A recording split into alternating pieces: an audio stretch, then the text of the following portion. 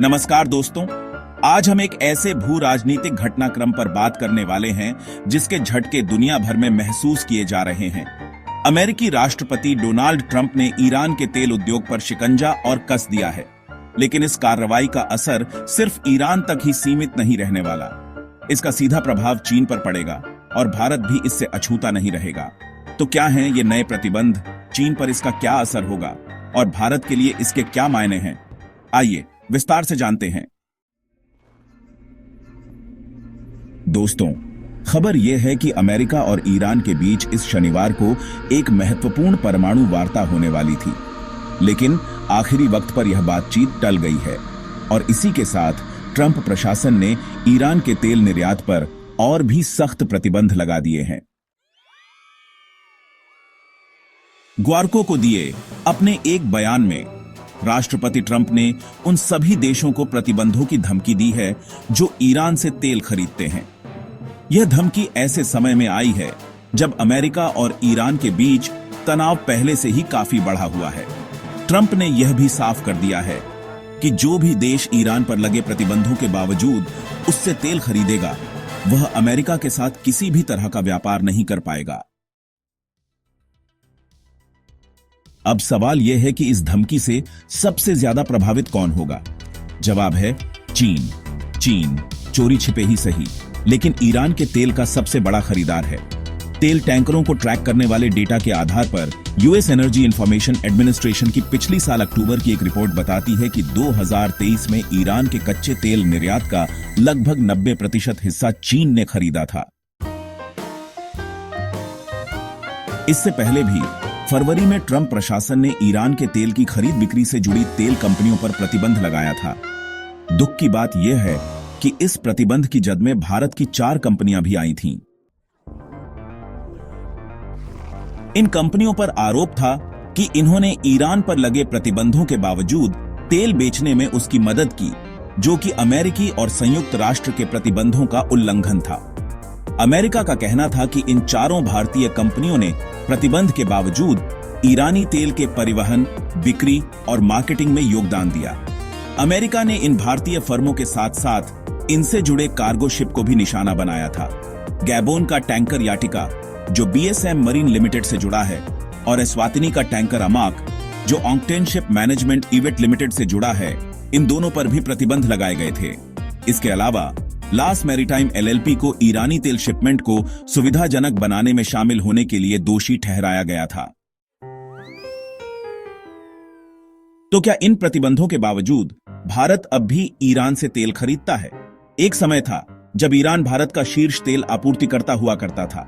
2019 के दौरान Iran Saudi अरब और इराक के बाद भारत का तीसरा सबसे बड़ा तेल आपूर्तिकर्ता था, लेकिन ईरान पर लगे अमेरिकी प्रतिबंधों की वजह से धीरे धीरे ईरान से तेल खरीद में कमी आने लगी और 2023 के अंत तक भारत ने आधिकारिक तौर पर ईरान से तेल खरीदना बिल्कुल बंद कर दिया था। संयुक्त राष्ट्र के अंतर्राष्ट्रीय व्यापार पर कॉमट्रेड डेटाबेस के मुताबिक 2023 में भारत ने ईरान से 1.02 अरब डॉलर का तेल खरीदा था, लेकिन वर्तमान में भारत ईरान से न के बराबर तेल खरीदता है। ईरान से तेल खरीदना भारत के लिए फायदेमंद सौदा था। भारत ईरान से तेल खरीद का भुगतान अपनी करेंसी रुपए में करता था। बदले में ईरान उन पैसों से भारत से सामान खरीदता था। ईरान के साथ रुपए में व्यापार फायदेमंद था क्योंकि भारत अपनी मुद्रा के अंतर्राष्ट्रीयकरण के प्रयासों में लगा हुआ है। ईरानी तेल की क्वालिटी भी काफी अच्छी होती है और भारत को अपेक्षाकृत सस्ती दरों पर ईरानी तेल मिल रहा था, लेकिन अमेरिकी प्रतिबंधों के कारण ईरान से तेल व्यापार पर पूर्णतः रोक लग गई है। अब बात करते हैं कि वैश्विक तेल बाजार के लिए ईरानी तेल कितना अहम है। ईरान दुनिया भर में कच्चे तेल का 7वां सबसे बड़ा उत्पादक देश है। ईरान के पास दुनिया का 4था सबसे बड़ा तेल भंडार और दुनिया का दूसरा सबसे बड़ा गैस भंडार है।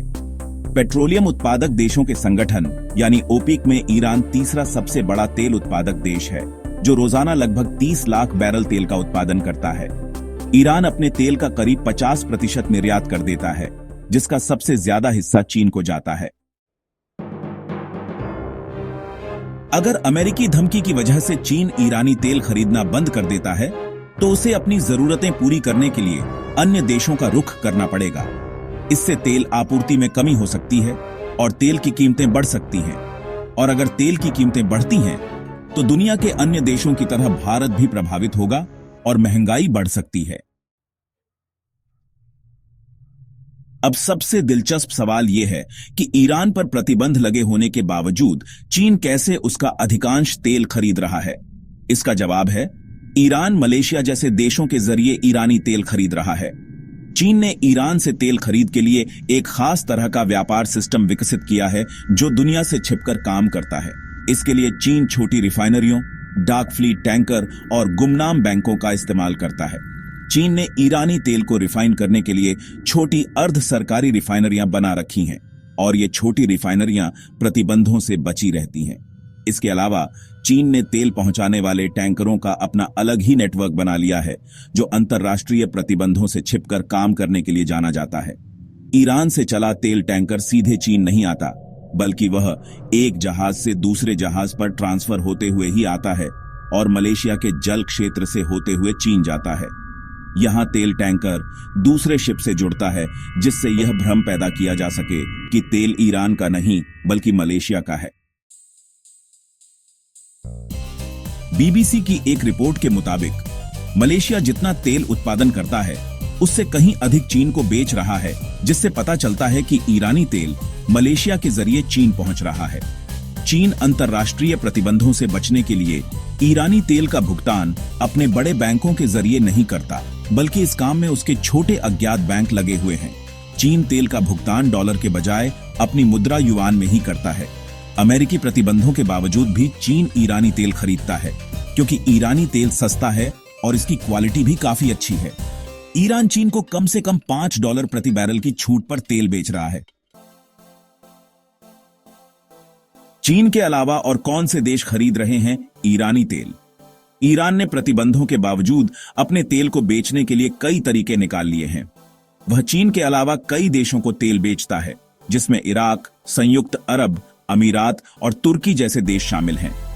पिछले साल जुलाई में ईरान के तेल मंत्री जवाद ओवजी ने कहा था कि ईरान 17 देशों को कच्चा तेल निर्यात करता है, जिसमें कुछ यूरोपीय देश भी शामिल हैं।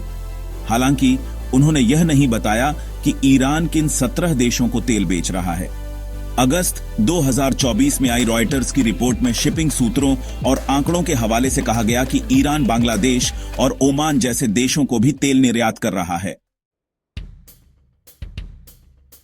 अब यह जानना भी जरूरी है कि अमेरिका ने ईरान पर यह प्रतिबंध क्यों लगाया है। अमेरिका ने ईरान पर उसके परमाणु कार्यक्रम को लेकर प्रतिबंध लगा रखा है। अमेरिका का कहना है कि ईरान परमाणु हथियार विकसित करने की दिशा में आगे बढ़ रहा है, जबकि ईरान इन दावों को खारिज करता है। ईरान का कहना है कि उसका परमाणु कार्यक्रम केवल नागरिक उद्देश्यों के लिए है। साल 2002 में ईरान के छिपे हुए परमाणु ठिकानों की जानकारी सामने आई थी, जिसके बाद से ही उस पर अमेरिका और अंतर्राष्ट्रीय संगठनों का शक गहरा गया। परमाणु कार्यक्रम को लेकर अमेरिका, संयुक्त राष्ट्र और यूरोपीय संघ ने 2010 में ईरान पर आर्थिक प्रतिबंध लगा दिए।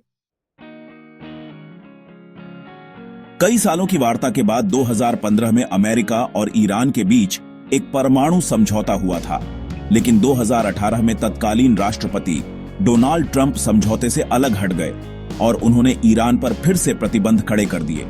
जो बाइडेन के आने के बाद भी अमेरिका ईरान के साथ दोबारा परमाणु समझौता नहीं कर पाया और अब ट्रंप ने दोबारा सत्ता में आने के बाद ईरान के साथ इस समझौते को लेकर कोशिशें तेज कर दी हैं। इस शनिवार को अमेरिका और ईरान के बीच इटली की राजधानी रोम में वार्ता होने वाली थी, लेकिन ऐन वक्त पर इसे स्थगित कर दिया गया है और ईरानी तेल पर शिकंजा और अधिक कस गया है।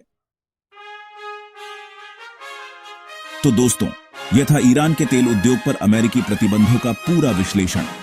यह देखना दिलचस्प होगा कि चीन इस दबाव का कैसे सामना करता है और भारत पर इसका क्या दीर्घकालिक प्रभाव पड़ता है। आपकी इस बारे में क्या राय है, हमें कमेंट सेक्शन में जरूर बताएं। अगर आपको यह वीडियो इंफॉर्मेटिव लगा हो तो इसे लाइक करें, शेयर करें और हमारे चैनल को सब्सक्राइब करना न भूलें। जल्द ही मिलते हैं एक और दिलचस्प जानकारी के साथ। धन्यवाद।